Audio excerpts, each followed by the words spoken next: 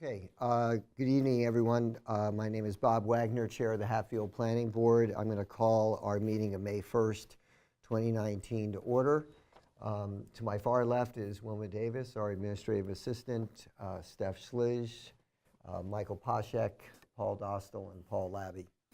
For those of you that were expecting here in the audience and perhaps to be watching on television, this was expected to be the continuation of the public hearing for a special permit and site plan review on the Clean Focus Renewables solar project on Main Street, Main Street.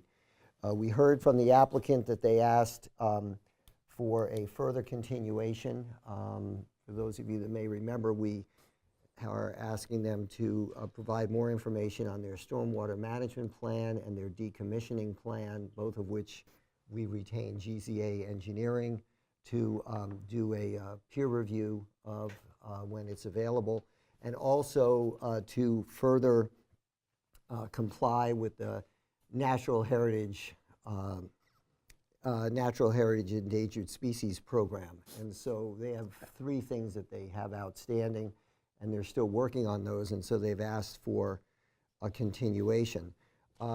Which under the circumstances would be fine, except it creates a couple issues.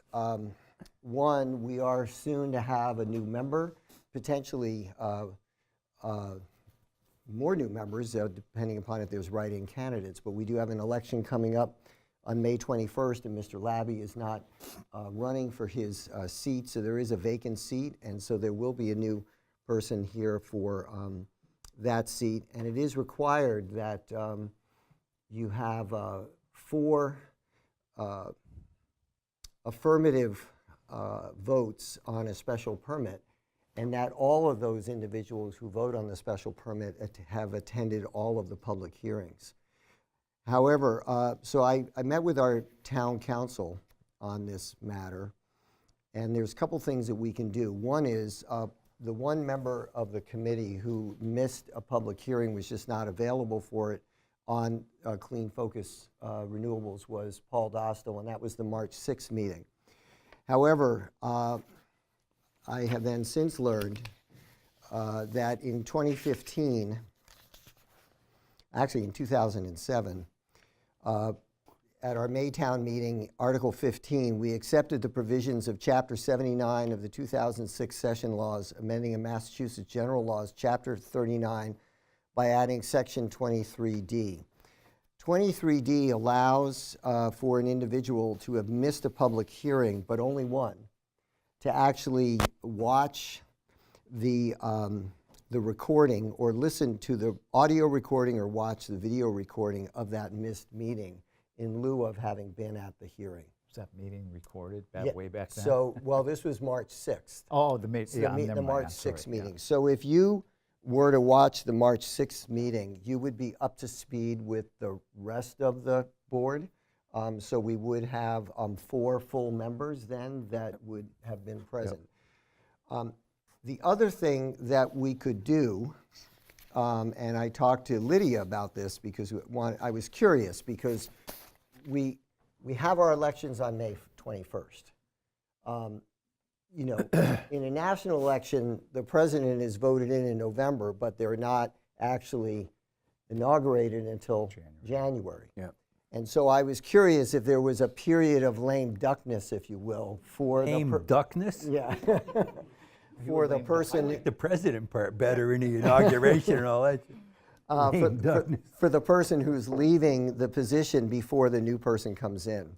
And Lydia actually had never had this question posed to her. So she went to the elections board, and what they came back to her with is that the previous member, in this case Paul, can continue as a board member until the new person elected is sworn in. However, when the candidate is elected, they actually, up to them, have their choice to come in at any time to get sworn in. Until that time, you are still technically on the board until they get sworn in. So what the elections committee suggested is that if we had this unique situation, and which we do, our next hearing potentially for Clean Focus Renewables, and hopefully they have everything in order, would be June 5th. So what the elections board suggested is that if that we could request the new candidate to just wait until after June 5th to get sworn in, which would enable you to attend that meeting and potentially act on that special permit site plan review. Then we would have 5. We could then have 1 dissenting vote on a special permit if indeed we were to elect to pass it. But if we don't, you in the meantime, Paul, you're going to have to watch Right. that March 6th I think I video. saw some of it. And then review it. we would have to have a unanimous vote. The other thing that in the course of doing all of this and conversing with our town council is he reminded me that despite the fact that this hearing has been sort of kicked down the road, the can has been kicked down the road at least twice now on the part of the applicant, that doesn't absolve us from the need to act on a special permit in a timely fashion. And that we could actually fall under what's known as a constructive grant. The applicant could claim a constructive grant and say, hey, we gave you 90 days to come up with a decision and you didn't do it in 90 days, and they then get to do what they want without conditions. So a remedy for that is an agreement for an extension of time, which the town council put together for us. And I have had Clean Focus Renewables sign, and I would like to get a vote tonight that they have, and this is how it reads, the case number, the applicant's address and name, and the commencement of date of the first public hearing, which was February 6th of 2019. At a duly noticed session of the public hearing on the above referenced application held on May 1st, this is a duly noticed session of that public hearing. The planning board of the town of Hatfield voted to agree with the applicant to extend the deadline for final action on the said application to and including, and they suggested November 6th. Not that we have to wait till November 6th, but that they were willing to push it out that far. I think this obviously goes well past when Paul would be on the board. But we would have the 4 of us. And so they have agreed to sign this, and it's under our town council's counsel that we vote tonight to actually agree to this extension of time and sign it, and then it gets filed with the town clerk. We can be done in June, and I hope we would be done in June. But this allows us at least to buy some time, and we're all in agreement that we need that time so that we're not caught up in a claim of constructive grant. Okay. Yeah.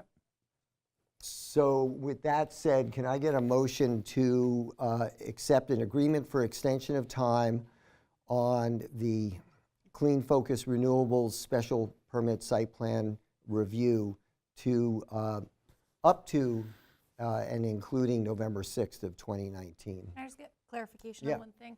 So this would like if we were to vote, hypothetically, if we were to vote on this in June, if Paul reviewed that meeting, he would be able to, and would we still ask Paul Labby to stay on till June or not, or Well, I'm hoping ask that the candidate? I would like if we could, when we know what the election is on May 21st, that we meet with the new candidate, with the new member, and see if they would be willing to wait until June 6th to be enrolled on the panel, allowing you to be for that last meeting, because I'm sort of hoping that this additional month gives them what they need, and we can just get this done and be over with. And because then if any one of us gets sick, or we have, if you miss a second meeting, Yeah, I'm done. if you miss a second, then we have to start Then over we have to again? start all over again.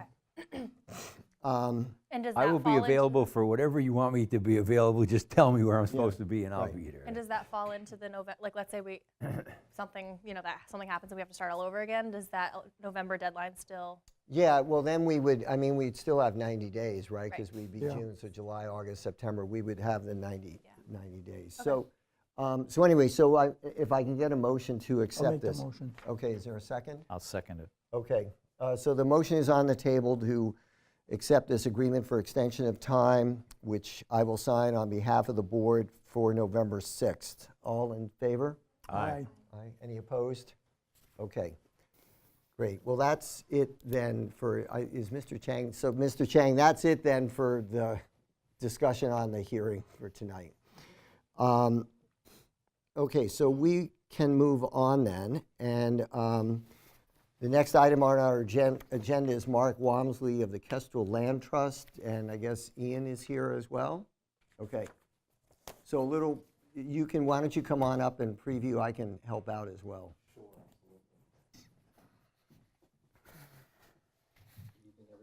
I'm Mark Walmsley from Kestrel Land Trust. I'm here with the Modestos from Black Birch Vineyard right behind us. We're primarily here for informational purposes tonight regarding the Slawski property up on North Hatfield Road. Just to give a little bit of context, under the current plan, Kestrel intends to buy the Slawski property in June, using the right transferred to us by the town of Hatfield through the Chapter 61 law. In actuality, though, if everything again goes as planned, Kestrel will only own the property for a very short time. It could be less than an hour. We intend to, pretty shortly after we purchase it, sell it to Black Birch Vineyard.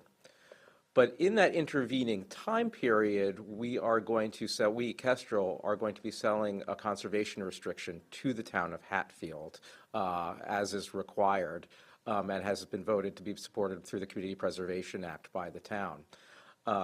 So one of the things we need to work out before all that happens is what portion of the property will the conservation restriction be on?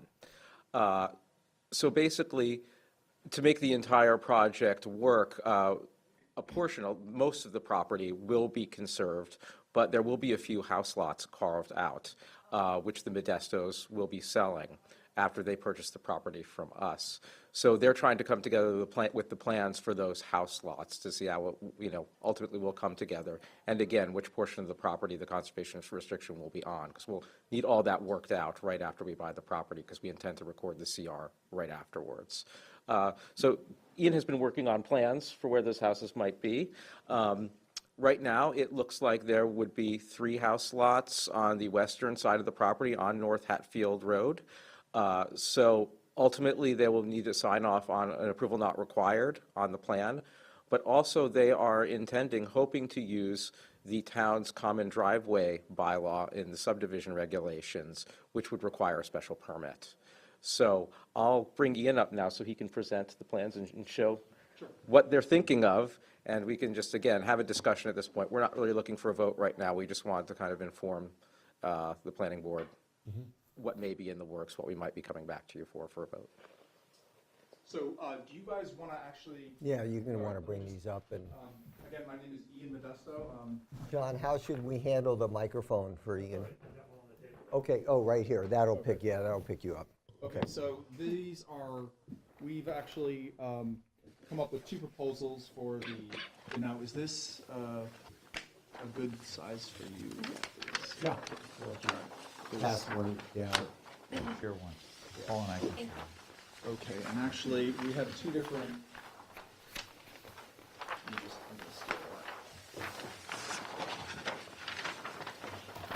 Sorry, the These are printer. 2 different. Yeah, these are the 2 different proposals that we have come up with. This one is all this. Here's the other one, Ian.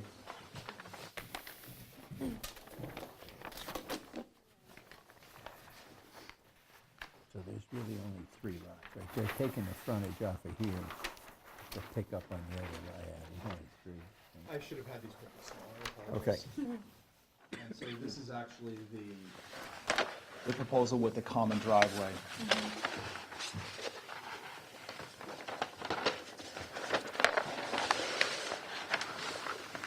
And this is the proposal with the common driveway with those lots.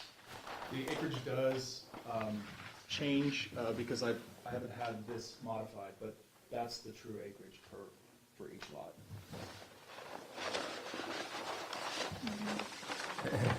Now, do you have, so actually for the I'll just sort of describe what we're seeing here. So what the Modestos have come up with, working with Kestrel Land Trust, and actually Mark Gillot was involved in some of these early conversations, and I will say myself as well, representing the Ag Committee as we tried to put this project together.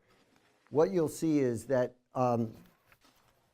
they're pulling the frontage off of Straits Road and then having the houses actually off of North Hatfield Road to then go on a common driveway. And what I did was I then went to our advisors, or our for sake of a better term, our staff, the Pioneer Valley Planning Commission, to get their input on approval not required and the use of something like this to enable this kind of structure, if you will. And they referred me to a consulting planner that they have that's well-versed in A&R. And I'll read to you what they came back with the idea that this would be utilizing our common driveway bylaw. The common driveway layout appears to meet the terms of the common driveway bylaw. It would be important to check with the fire chief, make sure the turnaround is sufficient, which of course would be all part of the special permit review. I do not see anything in the zoning bylaw that would prohibit obtaining the necessary frontage on Straits Road. There's no lot shape factor in the bylaw, and there's no requirement that access to the buildable area of the lots must come off of the road that provides the frontage. I assume Straits Road is a public way, which it is, and is capable of providing legal frontage, which it does. The long necks reaching from Straits Road to the home sites do not really offend anyone, except the existing lot owner will no longer have any use of that space. And what I would suggest is that if we were to approve this, that we would make it clear that the deeds for these properties make it very clear that there be no motorized vehicle use of these lanes, and that there be no construction or building whatsoever in the areas on Straits Road. I mean, they could use these for a garden or something like that, but not even a shed. That basically all of the built-up area would be on North Hatfield Road, which actually is where the rest of the development in this area exists. You can see on this plot plan that, you know, you've got Mr. Slawowski's existing house, and then there's houses, actually they're duplexes in some cases, right across the street. So it's sort of clustered in where the existing home sites are. And we were hoping, to the point that Mark had made on the CPA, just to remind everyone, at the special town meeting in January, we voted to approve up to $120,000 for a conservation easement protecting the agricultural use of the land for 23 acres more or less. And this parcel comes to 21.79 acres.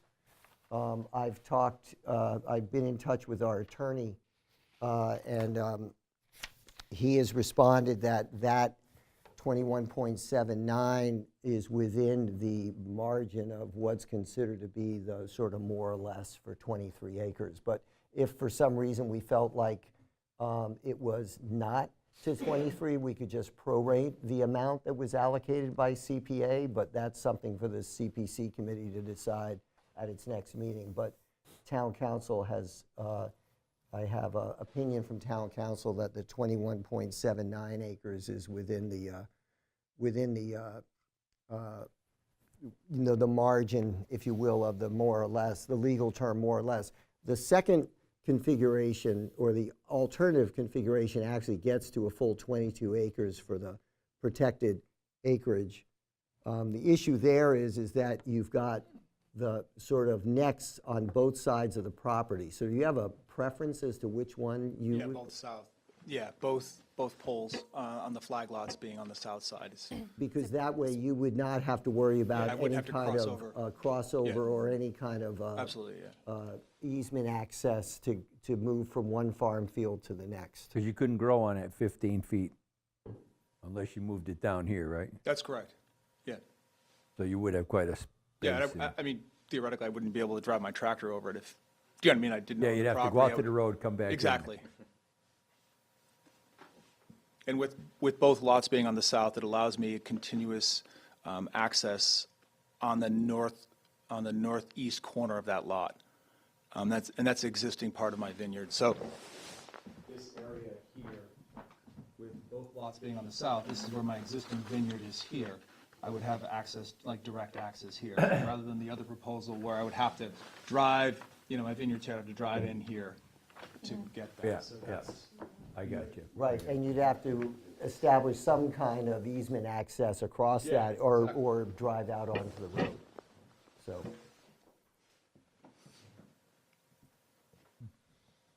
So you are not looking for any kind of A&R approval tonight, right? This is just to get No, that's correct, yep. information purposes.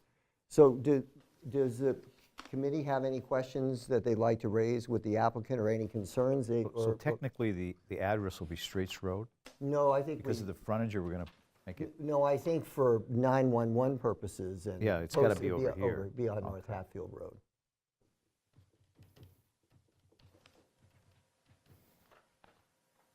It does a couple things in my mind. One, it actually helps us facilitate the protection of all this farm ground.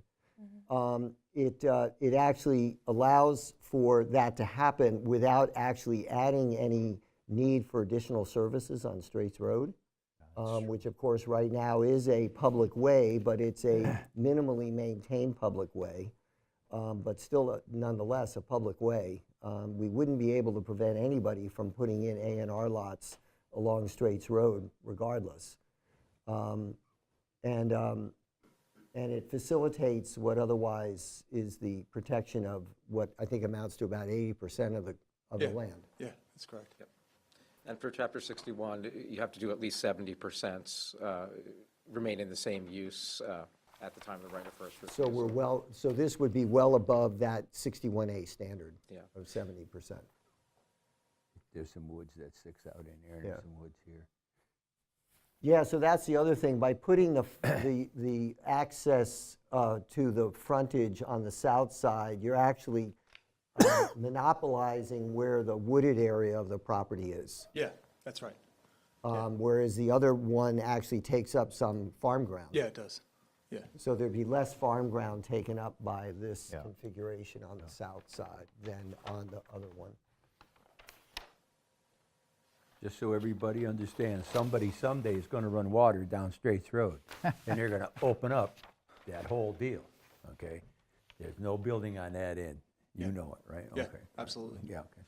I mean, the goal here is, my goal is lots. to maintain the agricultural integrity of that Straits Road side. But someday, you're young enough to Yeah. be here. Of course, I thought it would have been by now, but it didn't happen yet. But, it will happen, there's no question. Well, so what's interesting is that, the Omasta properties, Nellie passed away, and so that there's some, sort of speculation as to what might happen with that property. If there's an additional protection effort there, that would lock up a significant amount of what otherwise could be the area of Straits Road that Yeah. where you'd see significant development. I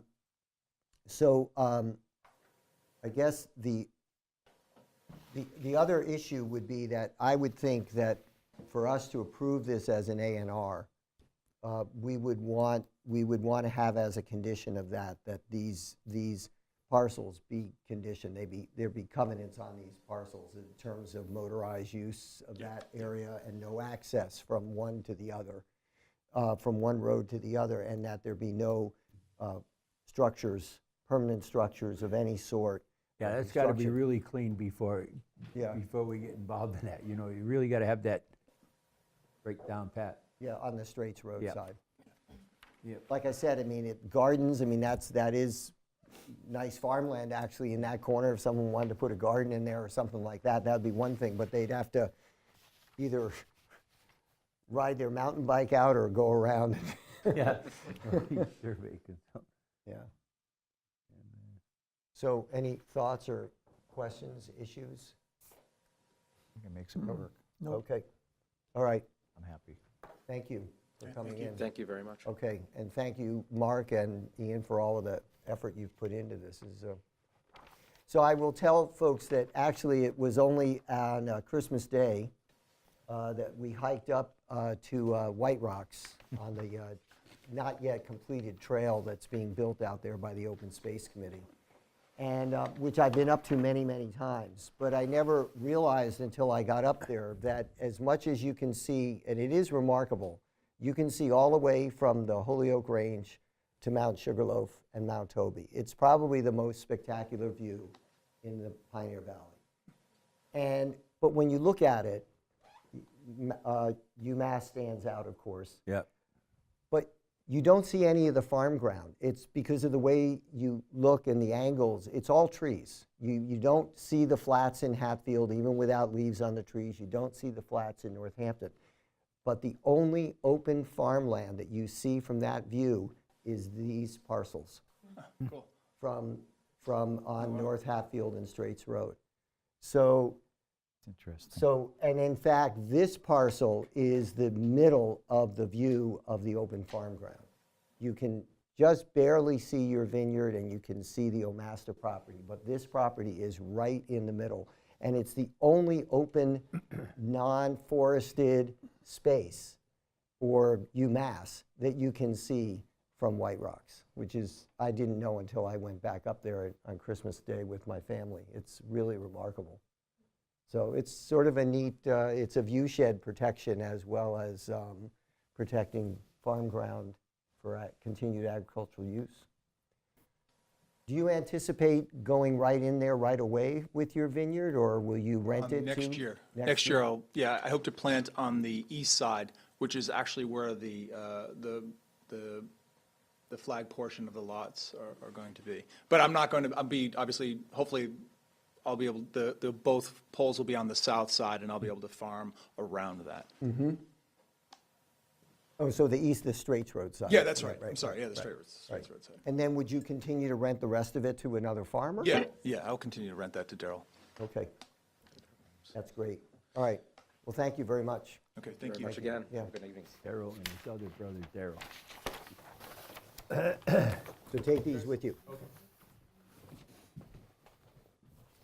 And Mark, you'll be meeting with the Conservation Commission next week? Okay. Wilma has you on their agenda. Okay. Ian, you should maybe try and attend that meeting too, if you can. Okay. With the Conservation Commission, because they will ultimately be the holders of the conservation restriction. When is that? It's next Thursday.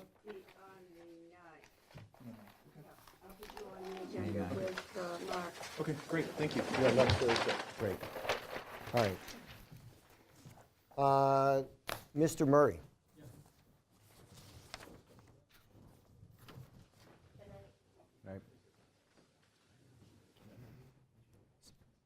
Sit down and introduce yourself. Jonathan Murray with USA Waste and Recycling. We purchased the alternative recycling facility at 77B West Street in October of last year, October 1st of last year, and have been operating over there. And we were requested to come in and see you guys and discuss our parcel there. So I just want to come in and answer any questions or fill you in on what we're doing or whatever you'd like. Actually, can we have Kyle come up as well? Kyle, if you can come up to the microphone. So,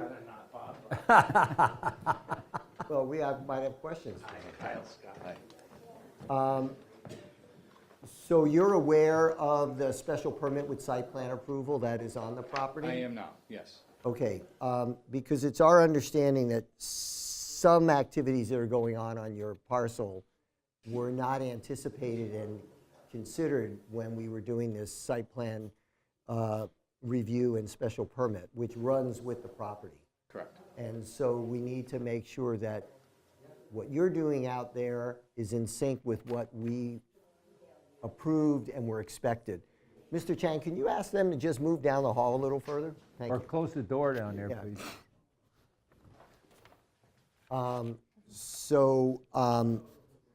That's why I've asked Mr. Scott to join us, only because in his capacity as building inspector and zoning enforcement agent, he's had more opportunity, certainly than any one of us, to understand what's what's happening, what's going on, and how it jives with the approved special permit and site plan approval. I think the conditions you just pretty much weren't aware existed. Correct. To a large degree. They weren't disclosed to us at the time of closing, so we did not know that. Because when I called him, he was very cooperative, very nice to, willing to come in. So I think it's lack of information on the purchase side. So is there anything on here that otherwise would be an issue for you, or that you are doing that's not listed here that we need to know about that may require An amendment. an amendment to the special permit and site plan approval? So looking through this and reviewing it, and I haven't reviewed the plan yet, but I will get it. The stormwater maintenance plan is fine. We're okay with the hours of operation as listed. And the Sunday operations, that's fine, no Sunday operations. Number 5, when we took over the site in October, there were 3 buses parked there. They're still parked there. They operate for the town of Hatfield schools, is our understanding, and that was from the prior owner. We were going to have the buses vacate the site even before we knew this, but we didn't want to disrupt the school busing and things like that. So there are 3 buses that are not related to the operation that park there. And they've been there historically, but that's something we can cease, but it is something that goes along with the school operations, I think. Well, yeah, they're not owned by the school, though. They're typically owned by a They're- third party. correct. Who They're then, third party. yeah, It's probably for driver convenience, I'm thinking, is maybe they're local drivers and they leave their buses there and. yeah, so, but it, very clearly, we stated that there should be nothing on there that's not owned by them. I Dan. agree with Yeah, you. so, yeah, so will you talk to them to get them off of there? can do that. You can do that, Sure, yeah, I mean, okay. that's fine. Yeah. Do you think we should let them go through the school year, though? I mean, it's almost there. Yeah, it's another month or so, a month and a half. Yeah, okay. So remove them at the end of the year and then. Yeah, And they then need to cease and find desist after someplace that. else for the 2019, That's 20, logical. 1920 school year, makes First sense. time you ever said I was logical. Another good comment from Paul. Yeah, we have no issue with that at all. Okay, All repairs and washing of trucks and equipment shall be conducted inside, no issues there. Number 7, you might be aware that we also purchased the Duso Waste companies at 129 Elm Street. And we've consolidated those operations into one operation. We're still operating on the Duso property doing the recycling that he was doing. But we've consolidated all the trucking operations over to 77B West Street. So at this point, we're probably in violation of the number of trucks because we're putting the 2 operations together and we need to get rid of some trucks and bring some trucks in, and there's some crossover. And eventually we'll get down to less trucks. We think we're gonna probably be somewhere around 30. So we may need to come in, we're gonna have to come into you for a modification for that. okay, Or an amendment. yeah, So in the interim, we are converting, because these 2 companies had a lot of older trucks, and we're bringing in newer trucks. We tend to run trucks that are within 5 years old, less than 5 years old, and these are much older than that, so we're trying to upgrade the fleet a little bit, but there is some transition time there. well, I think you've certainly flagged one item in particular that we should discuss to amend the. Yes. Okay. Which would then enable neighbors to come in and, like, when we did this special permit, Sure.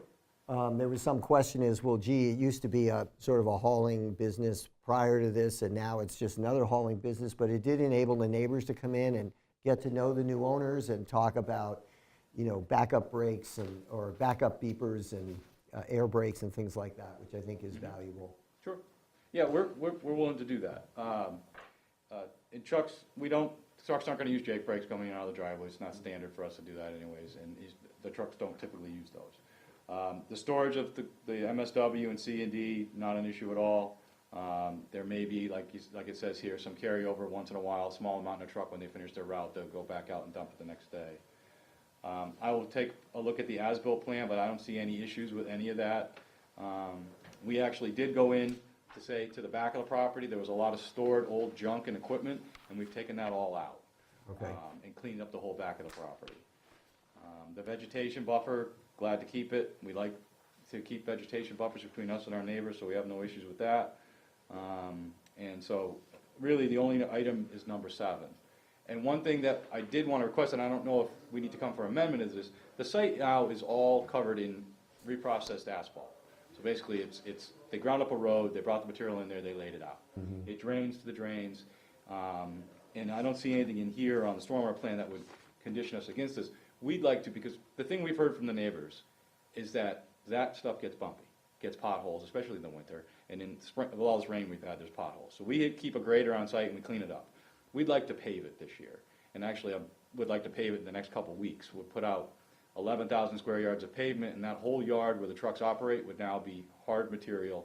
It'd be clean going to the basins, the runoff would be clear, and it would be 100% less noisy than it is now.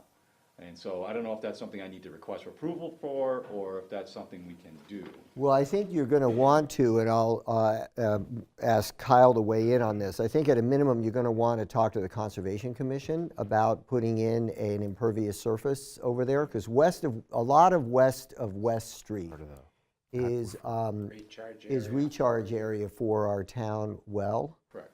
And also, as you probably know, there's a lot of wet space and wet land over there as well. So at a minimum, you're going to want to meet with the Conservation Commission and get their insight and approval, if not on putting the macadam down, but what you do while you're putting it down in terms of erosion, fencing, and all of that. Wilma is also the AA for the Conservation Commission, so you can be in touch with her. Okay. They usually meet, is it the third Thursday of? Second Thursday of each month? And so they do I have. think that would be a wise decision to meet with them. Sure. What about storage, above ground storage of any fuels? There is an above ground, we did put in a fuel tank. We went through the local fire chief to get approval for that. So we do have a storage tank. It's dual contained with leak detection.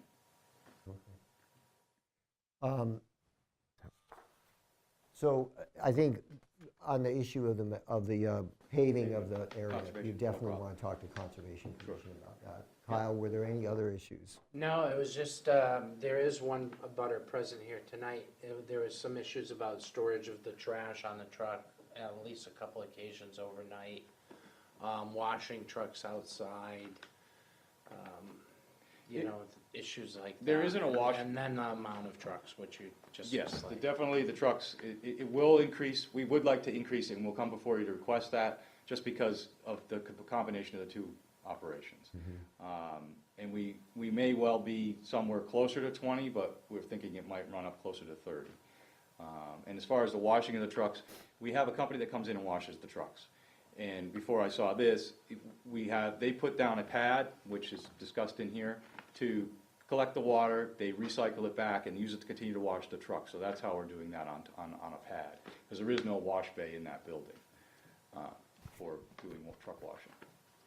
Well, I think that since you are going to have to come in to amend the special permit at a minimum on number 7, that would then be subject to a public hearing, which would allow neighbors, again, Wilma would be able to help you with that in terms of noticing the abutter neighbors, which would then give them the opportunity, as well as anybody else who happens to pay attention to the fact that there is a public hearing on this subject, to actually be here to comment and participate in that hearing.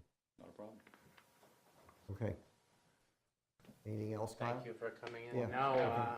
No, I agree with it. And I don't know whether, we have one abutter present, if he would like to comment on any of the issues. Yeah, I mean, we would have a public hearing on this, but I thought tonight was to talk about some of those things, but apparently not. no, I mean, it would have to be an official public hearing, but you're, Well, I mean, I see there's been some paving since they bought it already, so, I mean, it seems like, and I don't know this gentleman here or the company that well, but it almost seems to me like they're gonna do this stuff and then ask for forgiveness later, because they didn't know about the paperwork, and that's just me thinking that, because it seems like a lot of things have been going on, and I would have thought that someone would have researched and found this information when they're buying another property, but maybe I'm just a little more sensitive to it. well, yeah, being a neighbor, certainly I can appreciate that. Yeah, it is a little surprising that you were unaware of this, particularly the site plan, because the site plan is recorded, and so, You know, and as far as the trucks, I mean, they're parking everywhere. I thought there was a plan where they're supposed to park. I mean, the smell on my property now is probably 10 times fold because there's 30 some odd trucks there that I was able to see. And like I saw a truck tonight on my way into this meeting at 6:10 picking up garbage, and I'm sure there's no place for it to drop it off. Yeah, so we will note that in number 9, it specifically says that storage is not allowed, and occasional overnight storage, which contains MSW or CAD, is allowed, providing the container is stored within the repair garage building, and then is hauled and disposed of at the soonest possible time. So that would be an important thing for you to be mindful of and to be aware of, because that gets Try to directly to stem this, some of these that gets issues directly elsewhere. to the issue the gentleman has raised. Mr. Murray, is that growing pains? Is that just growing pains that they're out this late picking up trash at 6 o'clock? It could be growing pains, it could be a broken down truck. Again, we're dealing with a lot of old trucks here, so we're trying to keep, a truck may have broke down, so we had to send someone else out to get that stopped. We don't tend to picking up this late. We try to be done 3, 4 o'clock in the afternoon.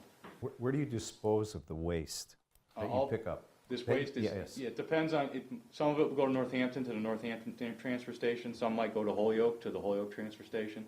It depends on where we are picking it up, but there are various spots like that to go to. But in fairness to the abutters, till we do get this ironed out, if you could just do your best to curb some of these issues. Absolutely, absolutely. Okay. All right, so you'll be alerted through the public hearing process of the public hearing date and be able to come in then. Thank you. And your neighbors. Okay, thank you. Thank you very much. All right, thank you all for coming. Do you need me for anything? No, that's it, Kyle, thanks. No, we don't need you. Yeah. Oh, All right, so we have one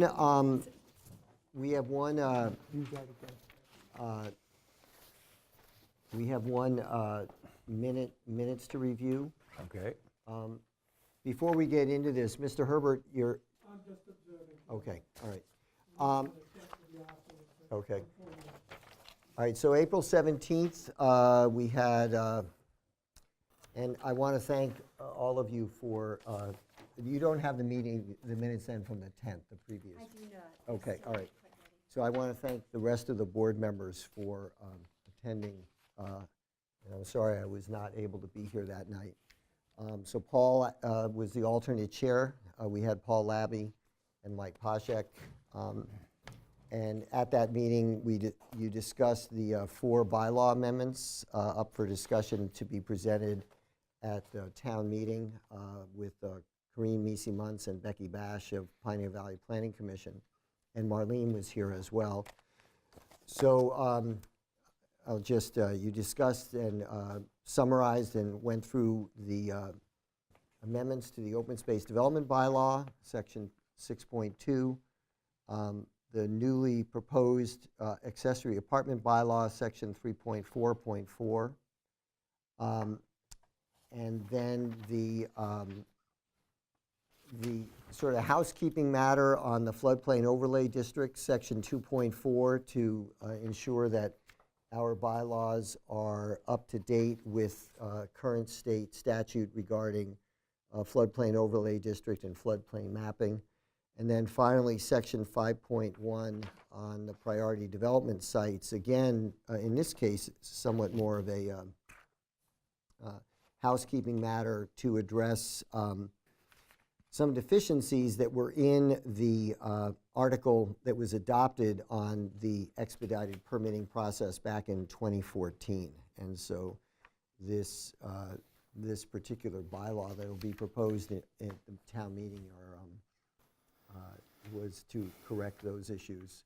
And then Mr. Herbert was here at that meeting as well to just announce that their community outreach meeting for their marijuana cultivation establishment per the requirements of the Cannabis Control Commission was to be held on Monday, April 29th at 6 o'clock, so this past Monday night at Smith Academy. There was a motion to adjourn at 7:40, was seconded and voted unanimously. So I have summarized the minutes, but I was not there, so it would be up to someone, Paul, as an alternate chair to take it from here. Is there any discussion on the meeting? No. On the minutes? Nope. Everything looks good. You want to call, you should call for the motion then. Do we have a motion to approve the Yeah, minutes? I'll make the motion to approve the minutes of Do we have a April second? 17th, I'll second it. 2019. All those in favor? Aye. Aye.